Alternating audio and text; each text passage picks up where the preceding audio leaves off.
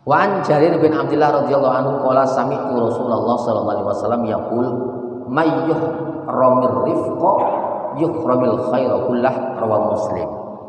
Hadis selanjutnya dari Jarir bin Abdullah radhiyallahu anhu, beliau berkata bahwa beliau pernah mendengar Rasulullah sallallahu alaihi wasallam bersabda, may yuhramir rifqa, barang siapa yang terhalang dari sikap lembut, yuhramil khaira kullah, maka dia akan terhalang melakukan kebaikan secara penuh. Wong kok orang duwe kehati-hatian, orang di kelembutan di dalam sikapnya, itu berarti dia tidak akan memiliki kebaikan. Dia terhalang untuk melakukan kelembutan, kecermatan, kejelian, maka dia akan terhalang untuk mendapatkan kebaikan. Tidak orang kecekel sih. Jadi itu perlu kita latih. Kita latih dalam berbuat apapun, kita berusaha untuk mengedepankan sifat lembut kita. Tidak main asal secara formalistik, tidak harus formalistik artinya lah. Rawahu Muslim. Wa Nabi Hurairah radhiyallahu anhu anna rajulan qala li Nabi sallallahu alaihi wasallam ausini qala la taghdab fardada miraran qala la taghdab, rawahu Al-Bukhari. Hadis selanjutnya adalah hadis riwayat Abu Hurairah radhiyallahu anhu. Seorang laki-laki bertanya sama Rasulullah sallallahu alaihi wasallam, minta dikasih wasiat. Itu kalau hadis lengkapnya menjelaskan ausini wa aqlilhu, wasiat, berikan wasiat kepada aku dan menggunakan bahasa yang singkat. Yang nantinya saat cukup dengan menggunakan itu, tidak perlu saya bertanya kepada orang lain. Dijawab oleh Rasul, dituruti sama Rasulullah dengan menggunakan bahasa yang sangat singkat sekali. La taqdab, jangan emosi. Dituruti, dia punya pesan sama Rasulullah dengan pesan yang singkat tapi sudah mencukupi beberapa hal. Rasulullah juga menyampaikannya, la taqdab, jangan emosi. Ketika dituruti Rasulullah, dia dijawab dengan cara yang singkat tadi, itu merasa tidak puas, sehingga orang tadi minta mengulang kembali permintaannya kepada Rasulullah. Aus ini sangat dikasih wasiat lagi ya Rasulullah, maksudnya yang lain, bukan yang bahasa la taqdab itu. Tapi jawaban Rasulullah masih sama, la taqdab. Sampai itu diulang-ulang berkali-kali, Rasulullah jawabannya juga diulang-ulang berkali-kali, la taqdab. Cukup, tidak boleh emosi. Emosi itu karena untuk menuruti nafsu kita. Artinya ketika kita merasa tidak puas, ada orang yang menyalahi kita, kemudian kita perlu melampiaskan ketidakpuasan kita, itu namanya emosi. Nah itu apa yang dapat kita atasi, karena ini ada perintah dari Rasulullah, jangan kita turuti emosi tadi. Kan ngempet, dimpet, dan nanti barang siapa yang mampu menahan emosinya, dia akan diganti oleh Allah, akan dikasih manisnya iman, dapat merasakan manisnya iman, meresapi tentang manisnya iman. Jadi itu perlu kita uji. Nah, salah satu strategi agar kita tidak emosi kalau secara lahiriah mungkin kalau dalam kondisi kita berdiri, sebaiknya kita dianjurkan untuk duduk. Ketika emosi kita dalam kondisi duduk, maka kita dianjurkan untuk tiduran. Nanti kalau tidak kita wudhu. Ada beberapa strategi itu secara lahiriah. Tapi sikap-sikap secara batiniah, kita disuruh untuk berpikir bahwa setiap sesuatu yang ada di sekitar kita itu muncul atas kehendak Allah. Kita mengakui bahwa sesuatu itu digerakkan oleh Allah. Itu nantinya akan menjadikan kita menjadi lunak. Lalu ada orang bikin salah sama kita, itu yang menggerakkan Allah.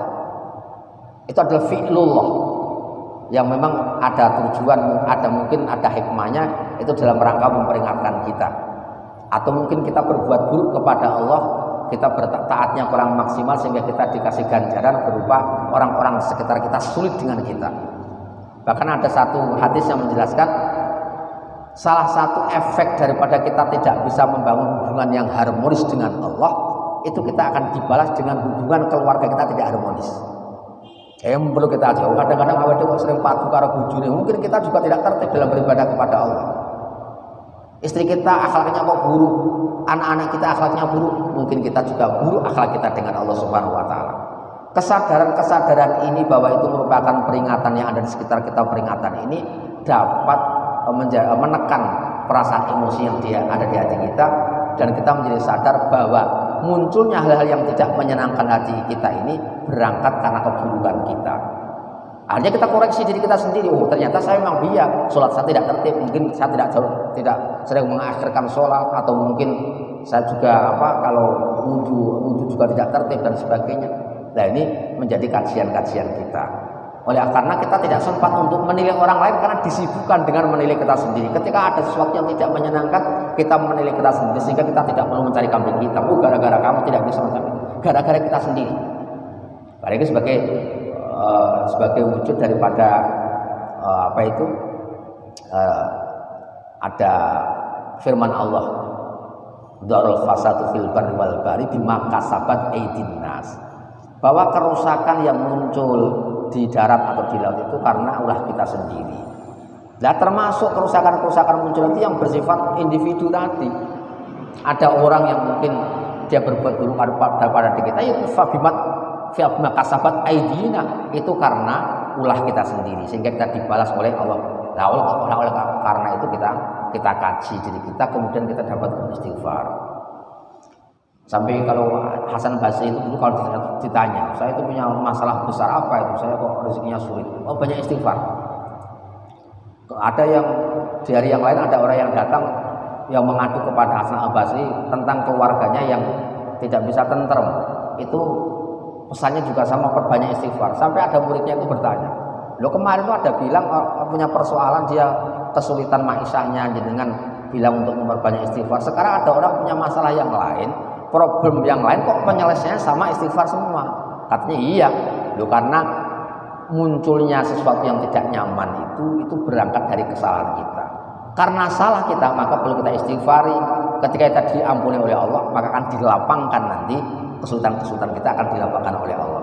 Sehingga Nabi Nuh dulu ketika memberikan pesan kepada umatnya, istaghfiru rabbakum innahu kana ghaffara, mintalah ampun kalian kepada Allah karena sesungguhnya Allah adalah zat yang ghaffara, banyak mengampuni.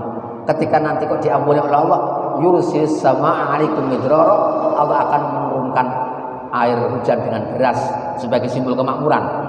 Wa yumdidukum bi amwali wa banina wa ja'alna lakum anhara, dan Allah akan menciptakan anak-anak dan akan dikasih harta yang banyak. Kamu akan dikasih pertolongan dengan diberi harta yang banyak, anak-anak yang menurut kepada kita, dan akan menciptakan kali-kali, sungai-sungai sebagai simbol kesuburan. Loh, ini baru kayak istighfar Nabi Nuh.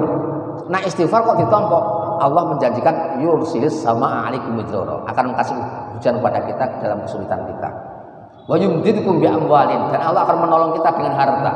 Wa banina, dan anak-anak kita akan ikut membantu kita.